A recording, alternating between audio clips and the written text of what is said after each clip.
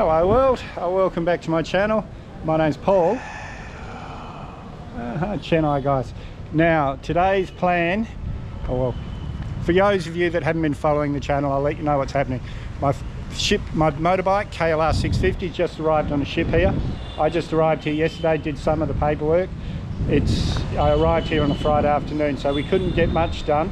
So Monday I start doing stuff. So today I didn't put my helmet in the crate. So today my plan is to find a motorbike shop and get myself a new helmet. And there's a bike shop just up the road, good old Google Maps. This guy just having a chai, absolutely delicious. So this is where I went guys, Honda. They were so helpful. They had a couple of helmets, but they weren't right for me. They were honest, that's not right for you. So they've told me where to go. There's a road that has quite a few shops on it. It's called GP Road, so I don't know if that's got anything to do with the Grand Prix, but let's go and find out. Just got to find a tuk-tuk. Every shop along here's a motorbike shop. Airport. Yes. Bike.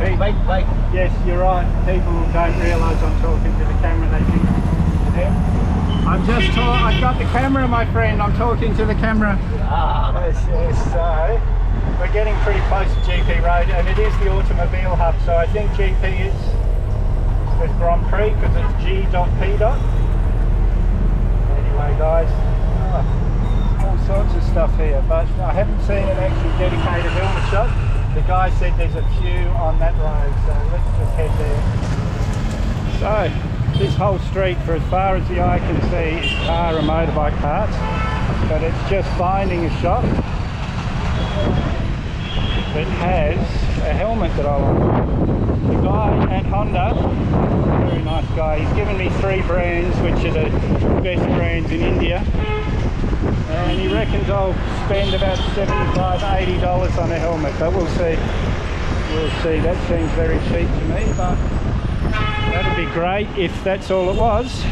Look at this guys, this is typical. That car just pulled out in front of this ambulance because he's more important than the guy dying in the back.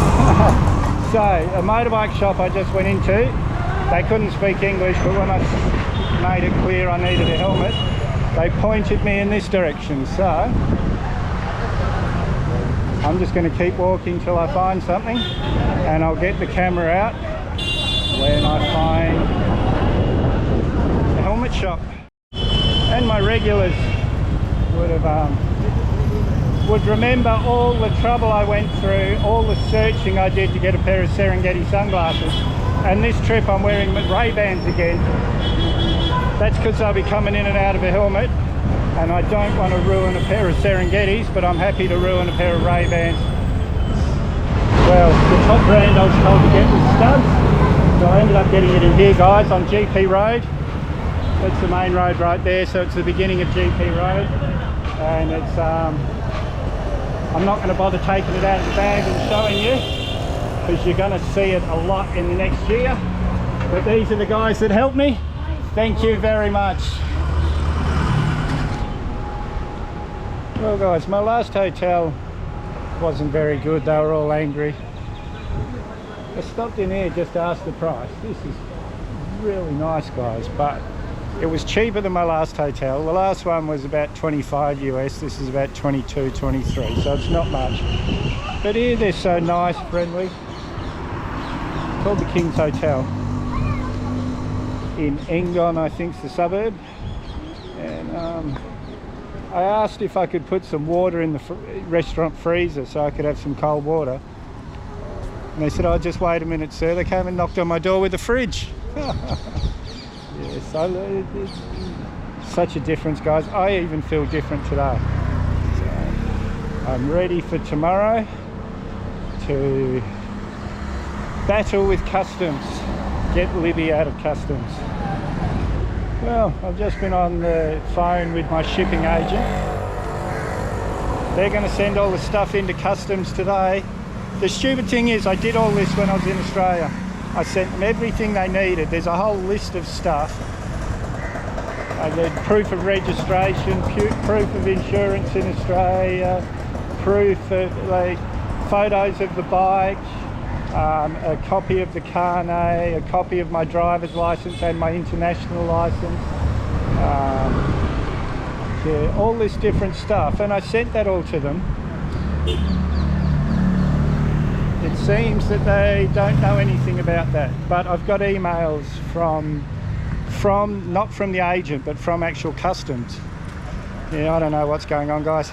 I could be here for a week, and it's Easter this weekend, and so it's a long weekend. Even here it's a long weekend, so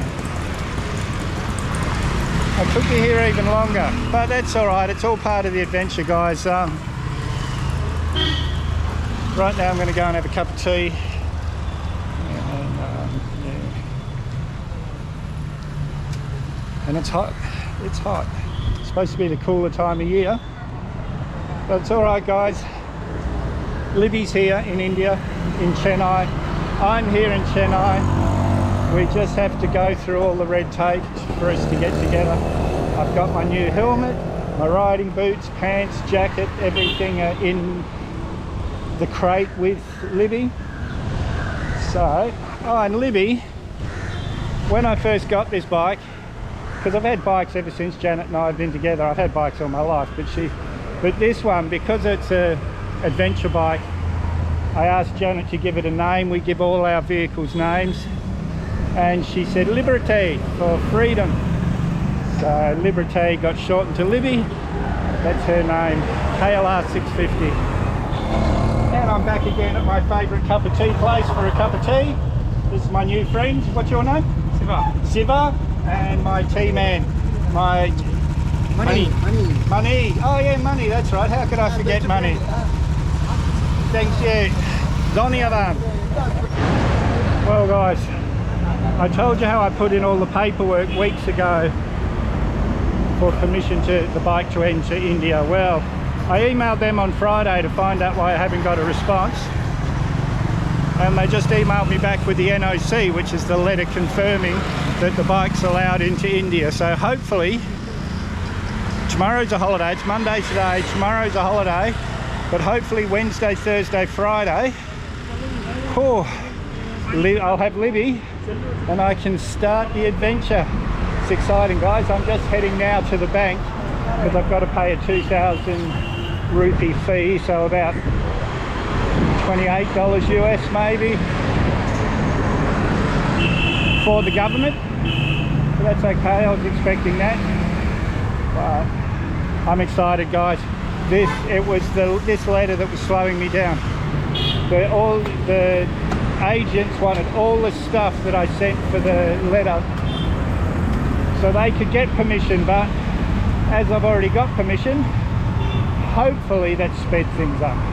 Hopefully. I have to go to the Bank of India, but there's also a State Bank of India. There's also an India Bank. So even Google Maps was confused, sent me to the wrong place.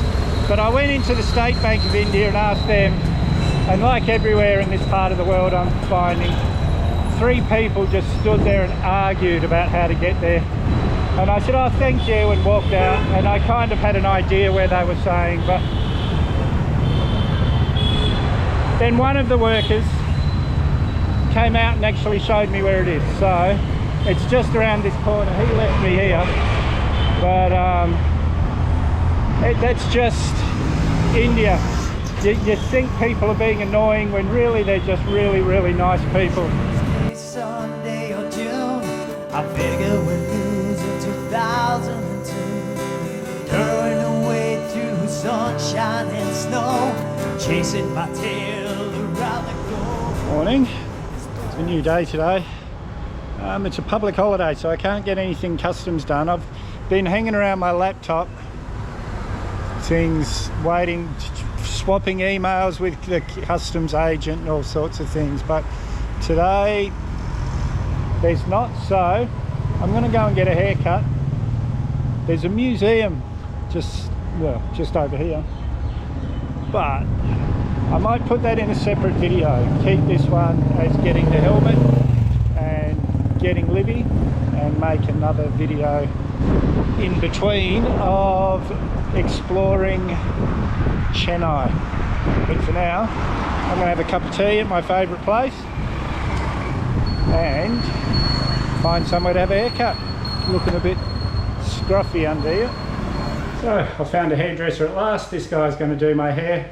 We had a bit of a disagreement on price, but he chased me down the road and gave me a pretty fair price, about $3 US. So let's get my hair cut. And the new me. That one in Bangladesh was so short that hardly anything came off here. It was just mostly it all came off here. So yeah, he really did. That was the shortest haircut I've ever had in my life. What's your name? Mangatesh. Mangatesh, thank you very much. And I've seen guys on YouTube talking about fading and everything. This is just, I don't have to brush my hair, I don't have to shave. I just, a couple of times a month I come in and get this done. Easy. Poor guy. He had to do a lot of it with scissors because I was that wet with sweat that the clippers weren't working properly. They were just pulling my hair. Oh, it's one of those days, guys, you know, when you're not sweating much. Hello! You know, when you're not sweating much, then you drink, and as soon as you drink some water or something, your shirt's soaking wet. It's those days. Oh, I'm exhausted. But this shop up here sells soda water. I already got one before I went into the hairdresser. So what I'm going to do is go in and buy 5 bottles of soda water, put them in my fridge in my room, because that fridge is working really well. It didn't work for a few hours, but it must have been an air bubble in the gas, because when I woke up in the morning, it was icy cold, the water. My chai guy's out of tea, so I'm coming to this girl this time. Just next door. There you go. Damiavan. Well, after my haircut, I thought I'll go back and do a little bit of editing. Ended up doing 2 movies. Sometimes you get into the swing of it, in the zone, don't realise how much time you're taking, and I've got plenty of footage to finish this video. So if you haven't subscribed yet, hit that mad dog icon up there or the subscribe button down below. May as well hit that bell icon while you're down there. I always try and respond to your comments, so leave a comment, give me a big thumbs up, share this video everywhere you can. We'll see you in the next one.